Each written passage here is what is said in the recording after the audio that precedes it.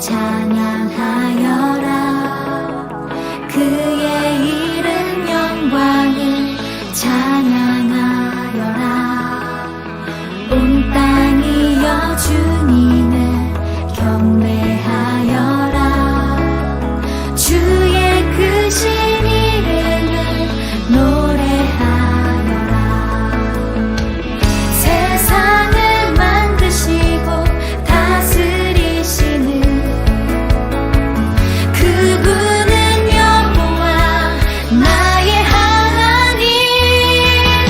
춤을 추고 노래하네.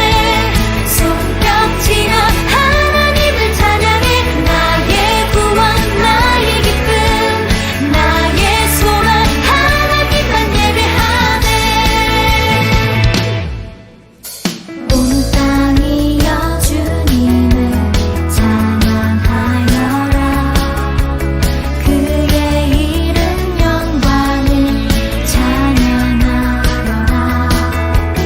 온 땅이여 주님을 경배하여라.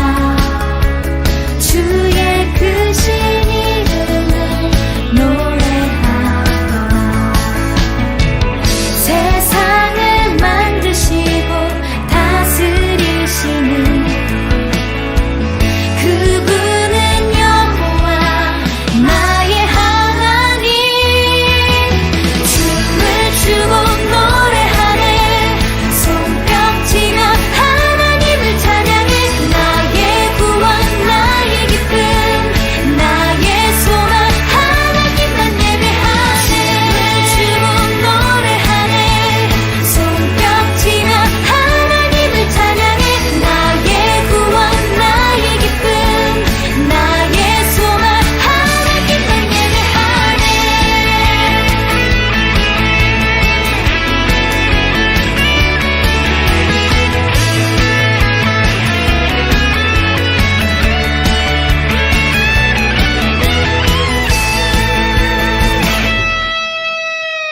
세상을 사랑하사 아들을 주신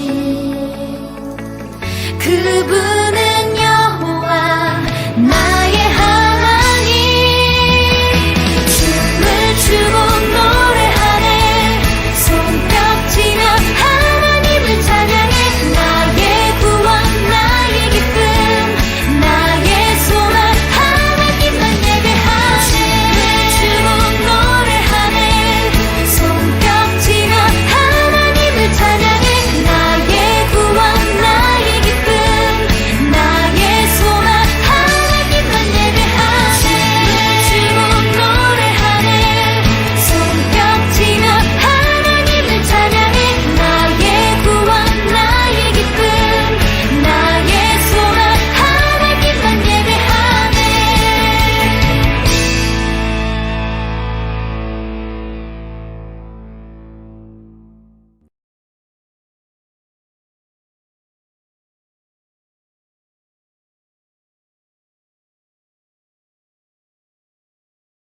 아기왕이 나셨도다. 아기왕이 나셨도다. 아기왕이 나셨도다. 아기왕 예수. 아기왕이 나셨도다. 어린 양 예수. 아기왕이 나셨도다. 어린 양 예수. 높은 곳에 사는 하나님께 영광. 땅에 사는 모든 사람들에게 평화. 아기왕이 나셨도다. 어린 양 예수. 아기왕이 나셨도다. 어린 양 예수. 아기 예수님의 탄생. 옛날 갈릴리 나사렛이라는 동네에 무거워. 마리아라는 처녀가 살고 있었어요. 마리아, 내가 도와줄게. 마리아는 다윗의 자손 요셉과 약혼한 사이였답니다. 어느 날 하나님의 천사 가브리엘이 마리아를 찾아왔어요. 마리아야. 누구세요? 마리아는 깜짝 놀랐어요. 이건 뭐지? 무서워 말라. 두려워 마라. 하나님의 아들을 낳았다.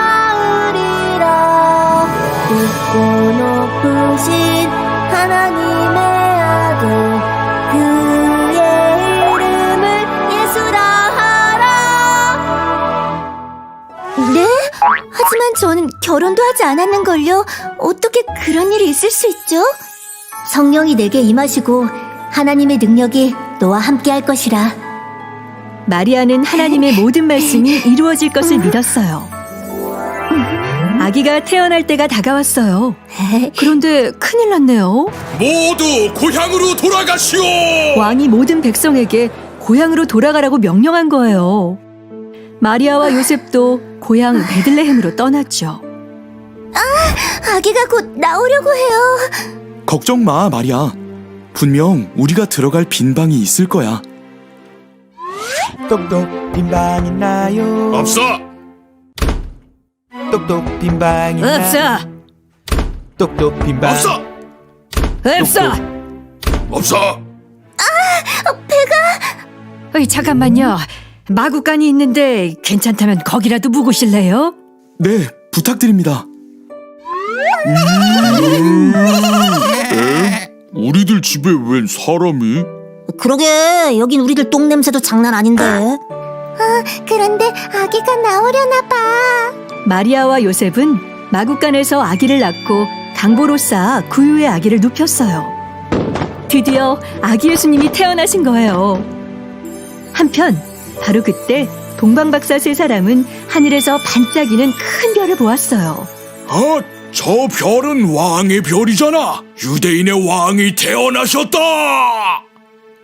그들은 아기 예수님께 경배하기 위해 선물을 가지고 별을 따라 먼 길을 찾아갔어요. 반짝이는 커다란 별, 아기 왕이 나셨도다. 별을 보고 떠나는 먼 길, 예수님을 경배하라.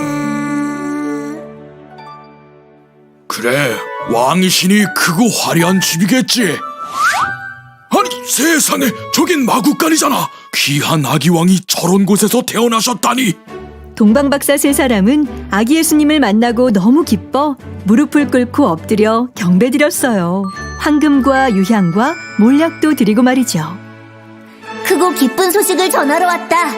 너희를 위하여 그리스도주가 나셨다. 아기 왕이 나셨도다.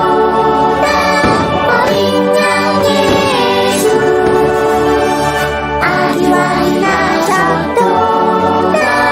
어린 양 예수. 예수님은 우리를 구원하기 위하여 하늘에서 이 낮은 땅으로 오셨어요. 예수님을 다 같이 찬양해요.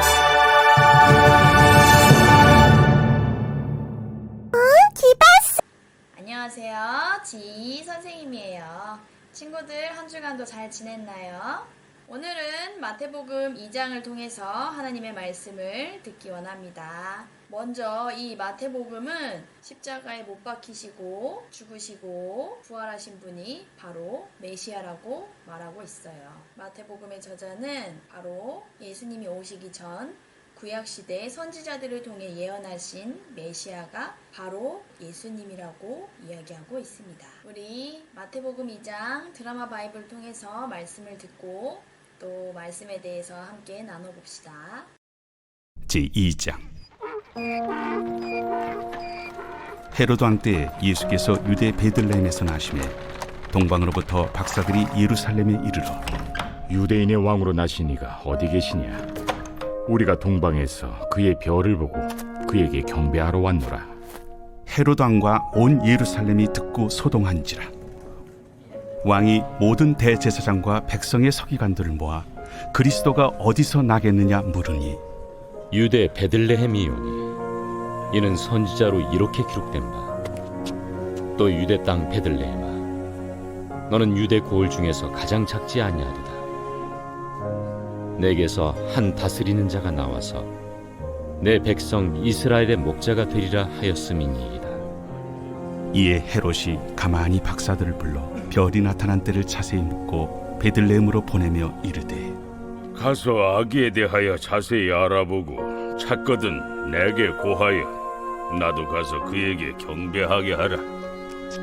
박사들이 왕의 말을 듣고 갈새 동방에서 보던 그 별이 문득 앞서 인도하여 가다가 아기 있는 곳 위에 머물러 서 있는지라. 그들이 별을 보고 매우 크게 기뻐하더라. 집에 들어가 아기와 그의 어머니 마리아가 함께 있는 것을 보고 엎드려 아기께 경배하고 보배합을 열어 황금과 유향과 모약을 예물로 드리니라. 그들은 꿈에 헤롯에게로 돌아가지 말라 지시하심을 받아 다른 길로 고국에 돌아가니라. 그들이 떠난 후에 주의 사자가 요셉에게 현몽하여 이르되 헤롯이 아기를 찾아 죽이려 하니 일어나 아기와 그의 어머니를 데리고 애굽으로 피하여 내가 네게 이르기까지 거기 있으라. 요셉이 일어나서 밤에 아기와 그의 어머니를 데리고 애굽으로 떠나가 헤롯이 죽기까지 거기 있었으니 이는 주께서 선지자를 통하여 말씀하신 바 애굽으로부터 내 아들을 불렀다 함을 이루려 하심이라. 이에 헤롯이 박사들에게 속은 줄 알고 심히 노하여 사람을 보내어 베들레헴과 그 모든 지경 안에 있는 산의 아이를 박사들에게 자세히 알아본 그때를 기준하여 2살부터 그 아래로 다 죽이니 이에 선지자 예레미야를 통하여 말씀하신 바 라마에서 슬퍼하며 크게 통곡하는 소리가 들리니 라헬이 그 자식을 위하여 애곡하는 것이라. 그가 자식이 없으므로 위로받기를 거절하였도다 함이 이루어졌느니라. 헤롯이 죽은 후에 주의 사자가 애굽에서 요셉에게 현몽하여 일어나 아기와 그의 어머니를 데리고 이스라엘 땅으로 가라. 아기의 목숨을 찾던 자들이 죽었느니라. 요셉이 일어나 아기와 그의 어머니를 데리고 이스라엘 땅으로 들어가니라. 그러나 아켈라오가 그의 아버지 헤롯을 이어 유대의 임금됨을 듣고 거기로 가기를 무서워하더니 꿈에 지시하심을 받아 갈릴리 지방으로 떠나가 나사렛이란 동네에 가서 사니 이는 선지자로 하신 말씀에 나사렛 사람이라 칭하리라 하심을 이루려 함이로라.